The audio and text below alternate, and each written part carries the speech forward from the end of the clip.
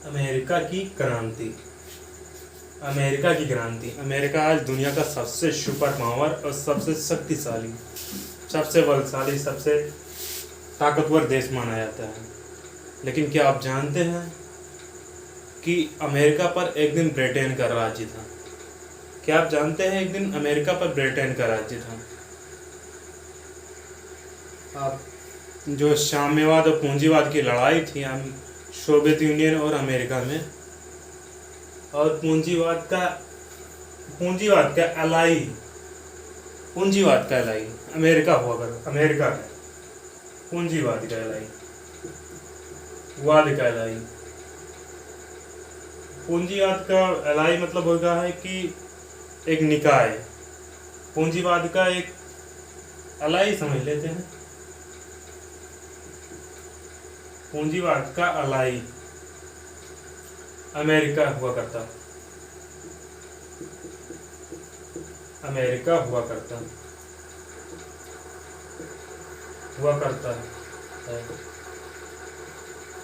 करता है। अब आज हम अमेरिका की क्रांति, मतलब ये आज दुनिया का इतना सुपर पावर देश के इसकी क्रांति के बारे में आज देखते हैं कि अमेरिका किन किन परिस्थितियों में अपने देश की उस देश की आज़ादी हुई, किन किन परिस्थितियों में। पूंजीवाद का एलाई अमेरिका हुआ करता है। ये बहुत ताकतवर देश, इस समय दुनिया का छत्र है समझ लो अमेरिका। अब देखते हैं आज अमेरिका की क्रांति। अमेरिका की क्रांति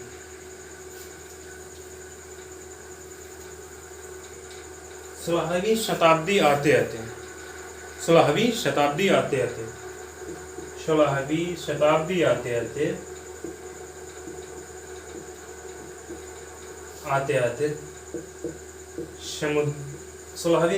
आते आते समुद्री मार्गों से यूरोप में जाना, एशिया में जाना, और फिर यूरोप तो ही है, फिर अमेरिका, उत्तरी अमेरिका, दक्षिण अमेरिका में कोलंबस अमेरिका में पहुंचता है। कोलंबस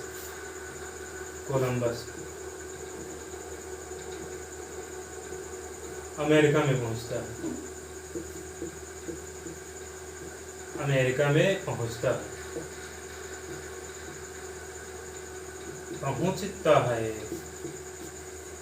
कोलंबस अमेरिका में पहुंचता है।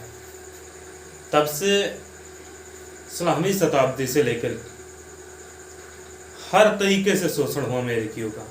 जब मूल रेड इंडियन वहाँ रहते थे, उनका हर तरीके से शोषण हुआ 16वीं शताब्दी से। जब से कोलंबस पहुंचा तब से अमेरिका को लूटना चालू हो गया। मतलब कोलंबस ने लूटा, यूरोप में इंग्लैंड ने लूटा, सब ने लूटा इसे, अमेरिका को। 16वीं शताब्दी आते आते कोलंबस अमेरिका में पहुंचता है और इसको लूटने चालू कर देते हैं यहाँ के मूल निवासी।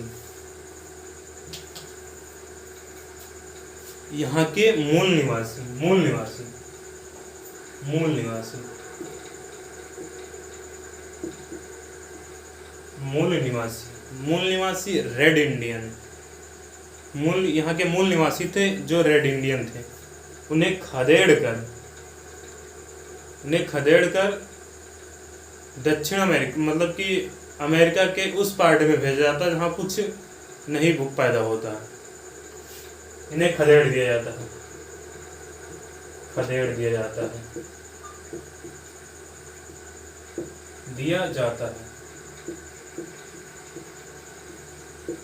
यहाँ के मूल निवासी को खदेड़ दिया जाता है। रेड इंडियन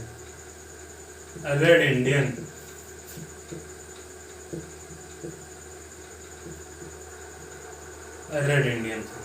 यहाँ के मूल निवासी रेड इंडियन थे, उन्हें खदेड़ दिया जाता है। अब इसके कुछ पहलुओं की बात करते हैं जिससे अमेरिका आज़ाद हुआ, जिससे अमेरिका में लोग जाकर बसने लगे हैं। अब जाहिर सी बात है, जब इन्हें खदेड़ेंगे तो कहीं से तो लोगों को लेकर आएंगे तो अमेरिका। जब रेड इंडियन को खदेड़ेंगे वहां से, तब कहीं से लोग को लेकर आएंगे अमेरिका, कि अमेरिका में लेकर आएंगे लोग को। तब इंग्लैंड का वर्चस्व होने लगा। इंग्लैंड ने क्या किया, जो बेरोजगार थे, बेरोजगार, कैदी, बेरोजगार कैदी, बेरोजगार और कैदियों को अमेरिका भेजने लगा सजा के तौर पर। इसे क्या मालूम अमेरिका इतना शक्तिशाली बन जाएगा, इंग्लैंड को क्या मालूम था। बेरोजगार और कैदियों को अमेरिका भेजने लगा और यहाँ के यूरोप के निवासी बार बार यूरोप में युद्ध के चलते त्रस्त हो गए, तंग होकर अमेरिका वो भी जाने लगे। बार बार यूरोप में युद्ध के चलते, बार बार यूरोप में युद्ध के चलते, युद्ध के चलते बार बार यूरोप में युद्ध के चलते यहाँ के नागरिक अमेरिका जाने लगे। यहाँ के नागरिक अमेरिका जाने लगे। यहाँ के नागरिक अमेरिका जाने लगे। बार बार युद्ध के चलते यहाँ के नागरिक अमेरिका जाने लगे। और दूसरा नंबर युद्ध एक कारण हो गया। तीसरा कारण ये है, पहला कारण कैदी, दूसरा बेरोजगार, दूसरा कैदी, तीसरा युद्ध, चौथा दास प्रथा से मुक्ति के लिए भी जाने लगे। चौथा नंबर दास प्रथा से मुक्ति, दास प्रथा से मुक्ति, दास प्रथा से मुक्ति के लिए अमेरिका जाने लगे। मुक्ति के लिए अमेरिका जाने लगे। दास प्रथा से मुक्ति के लिए अमेरिका जाने लगे।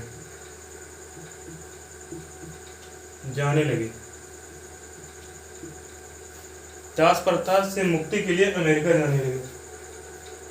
अब इतना लोग पहुंच गए तो जाहिर सी बात है हमने रहने व्यवस्था, तो इंग्लैंड ने वहां पर अपना उपनिवेश स्थापित किया। इंग्लैंड ने उपनिवेश स्थापित किया तो इंग्लैंड एक मुक्त व्यापार का हिमायती दुनिया में हुआ करता था। मुक्त व्यापार, बिना रोक टोक के व्यापार हिमायती हुआ करता था। मुक्त व्यापार, दोषपूर्ण शासन व्यवस्था, दोषपूर्ण शासन व्यवस्था,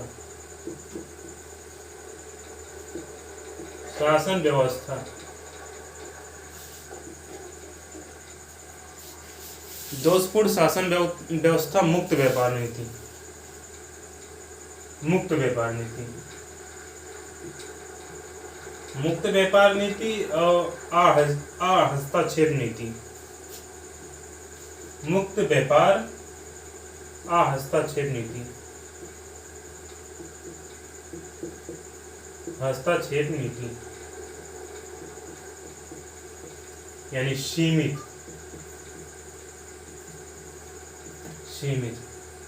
अब मुक्त व्यापार, हस्तक्षेप नीति और सीमित मतलब सीमित नीति, दोषपूर्ण शासन व्यवस्था। दोषपूर्ण शासन व्यवस्था में गवर्नर और उपनिवेश,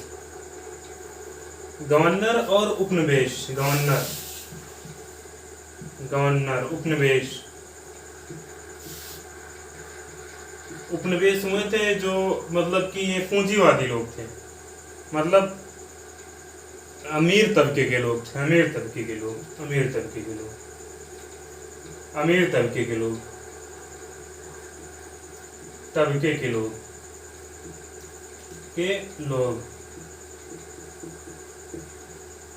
तबके के लोग। गवर्नर या ब्रिटिश पार्लियामेंट से हुआ करता था, ब्रिटिश संसद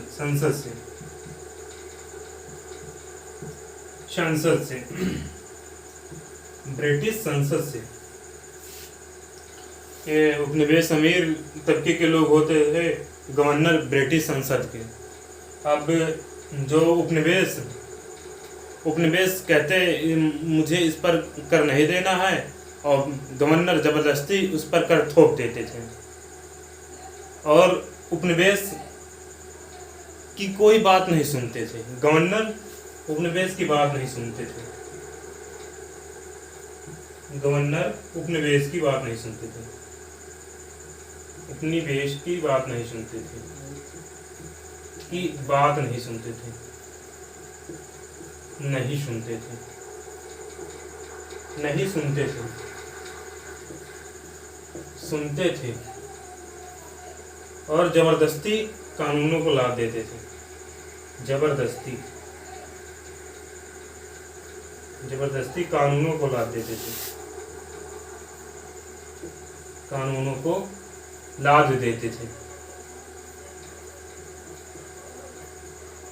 जबरदस्ती कानूनों को लाद देते थे।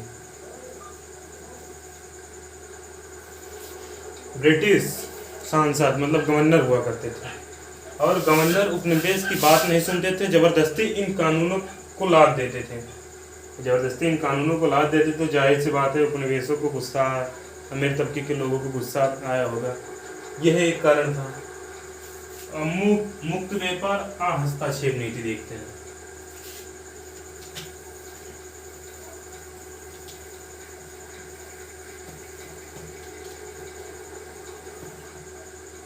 मुक्त व्यापार हस्तक्षेप नीति, हस्तक्षेप नीति यानी मुक्त व्यापार। मतलब इसमें यह होगा कि करीबन 6 दशक तक, 6 दशक यानी 60 वर्ष तक ब्रिटिश संसद और राजा के बीच एक दूसरे को लेकर, मतलब कि कानूनों को लेकर, एक दूसरे के सशस्त्र आगे बढ़ने के लिए लेकर, एक दूसरे के कानून को पालन करने के लिए लेकर, एक दूसरे में मतलब एक अजीब टाइप सा चक्र चलता रहा संसद और राजा के बीच, संसद राजा के बीच, राजा के बीच टकराव,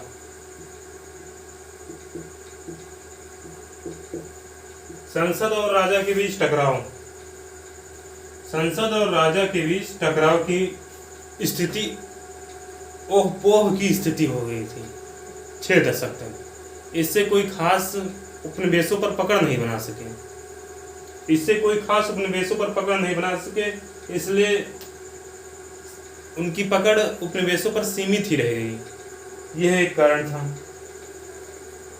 उपनिवेशों पर कोई खास पकड़ नहीं बना पाए। संसद और राजा के बीच टकराव की स्थिति उत्पन्न हुई, संसद और राजा के बीच टकराव की स्थिति उत्पन्न हुई, संसद और राजा के बीच टकराव की स्थिति उत्पन्न हुई। अब सप्तवर्षीय युद्ध की बात करते हैं, जिससे इंग्लैंड, सप्तवर्षीय युद्ध ऐसा माना जाता है कि इंग्लैंड का एक महान विजय माना जाता है अमेरिका में।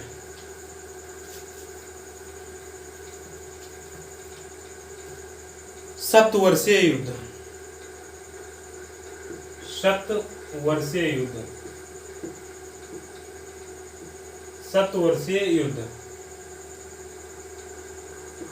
सप्तवर्षीय युद्ध इंग्लैंड और फ्रांस के बीच, इंग्लैंड फ्रांस के बीच,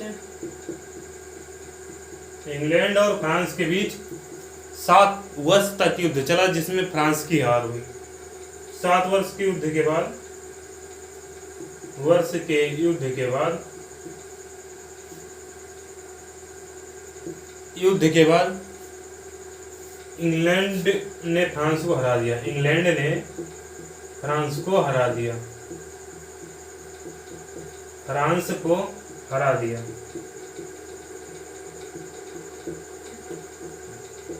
जिससे इंग्लैंड की पकड़ मजबूत हुई, जिससे इंग्लैंड की पकड़ मजबूत हुई,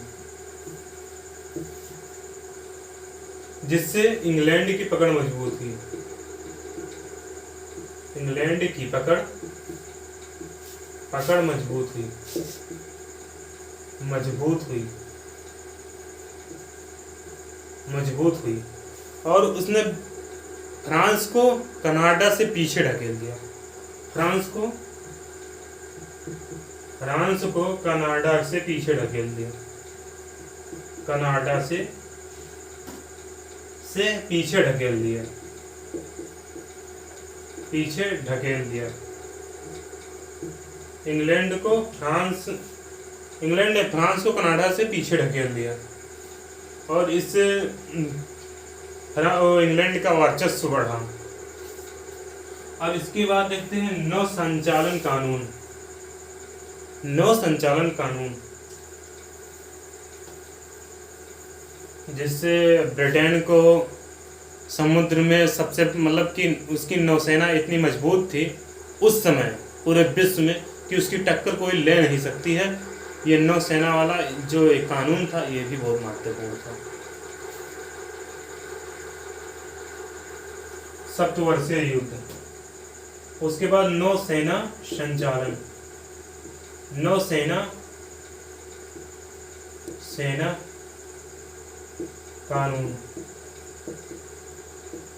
कानून अधिनियम,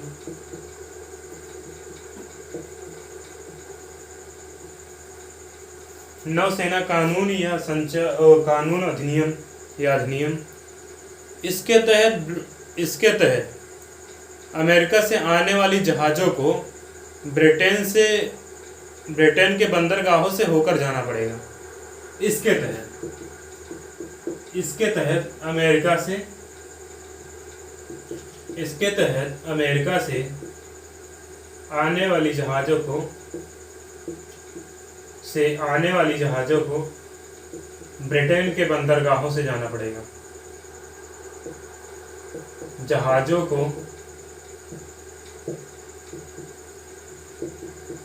को ब्रिटेन के बंदरगाह से जाना पड़ेगा। ब्रिटेन के बंदरगाह से जाना पड़ेगा।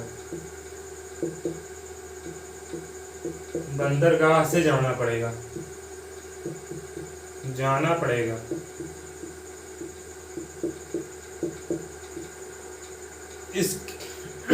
इस कानून के तहत अमेरिका से आने वाली जहाज़ों को ब्रिटेन के बंदरगाहों से जाना पड़ेगा।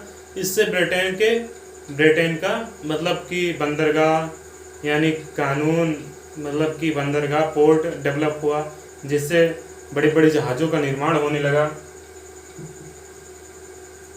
इससे बंदरगाहों पे जाने से मरम्मत भी होने लगी जहाज़ों की और बड़ी बड़ी जहाज़ों का निर्माण होने लगा।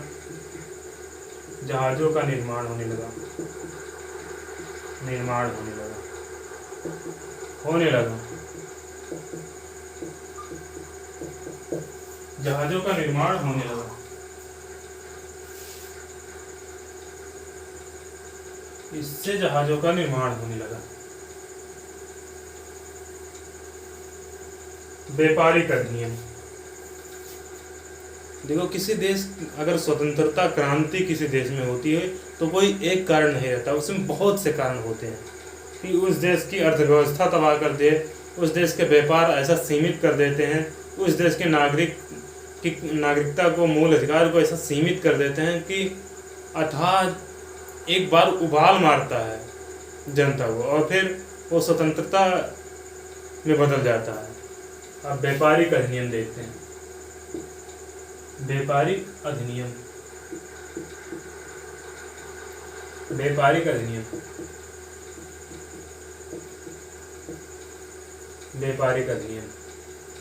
व्यापारिक अधिनियम के तहत जो अमेरिका के वस्त्र निर्माण मतलब जो अमेरिका के चीनी हो गया, लोहा हो गया, कपास हो गया और फिर चाय हो गया, वो केवल ब्रिटेन को ही निर्यात कर सकते हैं। वस्तुओं को केवल खदानों, खनिजों, खाद्य पदार्थों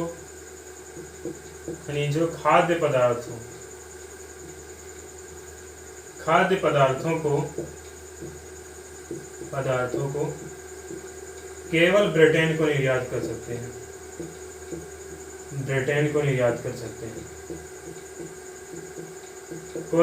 कर सकते हैं। निर्यात कर सकते हैं, केवल ब्रिटेन को निर्यात कर सकते हैं। खनिजों, खाद्य पदार्थों और वस्तुओं को, खनिजों, खाद्य पदार्थों और वस्तुओं को केवल ब्रिटेन को ही निर्यात कर सकते हैं। अब देखिए, मतलब जैसे इनको निर्यात किए हैं, अगर और देशों को निर्यात करते हैं चीज़ तो उन्हें मतलब कि और लाभ होता, लेकिन जब इन्हें निर्यात करने लगे ज़्यादा मात्रा में तो लाभ कम होने लगा। जाहिर सी बात है, ये मतलब कि अमीरों के भी दुख आया होगा कि हमें लाभ कम मिल रहा है, लाभ कम मिल रहा है। ये भी एक उबाल का सबसे बड़ा कारण था, स्वतंत्रता का ये भी कारण था। औद्योगिक अधिनियम,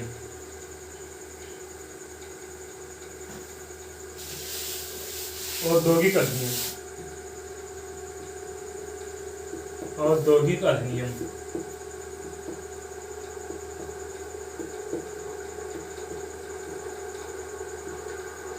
औद्योगिक अधिनियम, औद्योगिक अधिनियम के तहत अब यहाँ अमेरिका में लोह की वस्तुओं का निर्माण बहुत अधिक होने लगा, और मतलब कि हर चीज़ वस्तुओं का निर्माण अधिक, कोयले भी पाए जाते थे, इससे अधिक निर्माण होने लगा, लोह की वस्तुओं का अधिक निर्माण होने लगा। इससे ब्रिटेन के व्यापारी वर्ग को यह रास नहीं आया, यह चुभने लगा। ब्रिटेन के व्यापारी वर्ग को, ब्रिटेन के व्यापारी वर्ग को, ब्रिटेन के व्यापारी वर्ग को, व्यापारी वर्ग को लोह की वस्तुएं, लोह की वस्तुएं, लोह की वस्तुएं ब्रिटेन, मतलब लोह की वस्तुएं अमेरिका में अधिक निर्माण होने लगा, लोह की वस्तुएं अमेरिका में अधिक निर्माण होने लगा, लोह की वस्तुएं अमेरिका में अधिक निर्माण होने लगा, की वस्तुएं अमेरिका में अधिक निर्माण होने लगा, वस्तुएं अमेरिका में अधिक निर्माण होने लगा, में अधिक निर्माण होने लगा, अधिक निर्माण होने लगा, निर्माण होने लगा, होने लगा। ब्रिटेन के व्यापारी वर्ग को ये रास नहीं आया, ब्रिटेन के व्यापारी वर्ग को यह रास नहीं आया, वर्ग को यह रास नहीं आया, रास नहीं आया, रास नहीं आया या पसंद नहीं आया, पसंद नहीं आया, पसंद नहीं आया। ये ब्रिटिश पार्लियामेंट, ब्रिटिश संसद से एक कानून पारित करवा के अमेरिका में लोह वस्तुओं का मतलब कारखाने बंद करवा दिए, संसद से कानून पारित करवा के, संसद से कानून पारित करवा के, पारित करवा के, पारित करवा के, और संसद से कानून पारित करवा के अमेरिका के कारखाने बंद करवा दें, अमेरिका के लोह के कारखाने बंद करवा दें, अमेरिका के लोह के कारखाने बंद करवा दें, कारखाने, कारखाने बंद करवा दिए, करवा दिए, और अमेरिका के लोह के कारखाने बंद करवा दें। अब ये भी समझ लो जो उद्योग थे, बहुत बड़ा धक्का ये भी लगा। अब इसके बाद हम देखते हैं बौद्धिक चिंतक, मतलब जो इसके बाद अगला पार्ट रहेगा बौद्धिक चिंतक। वैसे मेरा नाम पंकज कुमार है।